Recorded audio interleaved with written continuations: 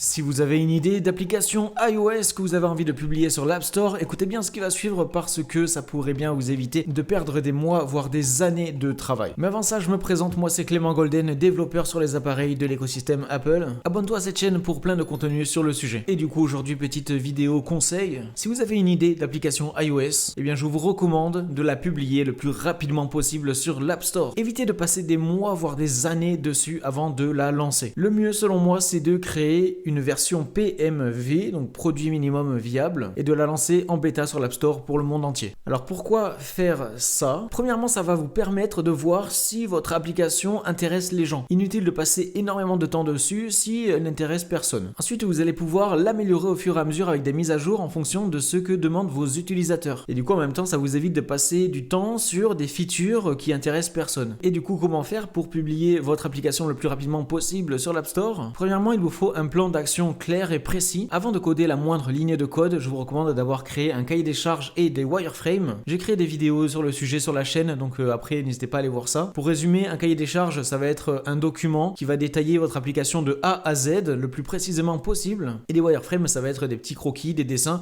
qui vont détailler votre application écran par écran, bouton par bouton, etc. Comme ça, vous aurez avec ces deux éléments un plan précis de ce que vous avez à faire. Comme ça, le développement pourra aller beaucoup plus vite. Ensuite, comme je l'ai dit au début, il vous faut créer une application en version PMV, produit minimum viable. Donc votre application, dans sa première version, devra avoir uniquement les features qui sont primordiales, les fonctionnalités essentielles qui permettent à votre application de fonctionner et les fonctionnalités qui font d'elle une application unique par rapport aux concurrents. Au début, inutile d'ajouter des notifications ou encore des widgets, concentrez-vous uniquement sur l'essentiel. Après, c'est au cas par cas suivant l'application en question, hein. Bien sûr, si votre application est centrée sur le widget, vous allez travailler sur les widgets, vous allez en ajouter, ou si c'est une application de messagerie, bien sûr, les notifications, ça va être quelque chose d'essentiel. Mais l'idée, c'est de vous concentrer sur les fonctionnalités essentielles de votre application. Ensuite, bien sûr, pour aller beaucoup plus vite dans la création de votre appli, l'important, c'est de savoir ce que vous faites. Et pour cela, si ça vous intéresse, si vous avez un Mac, n'hésitez pas à rejoindre mon école en ligne Appcademy. Vous avez des dizaines de leçons offertes pour construire des solides fondations dans le domaine de la création d'applications iOS. Donc, n'hésitez pas à aller vous inscrire gratuitement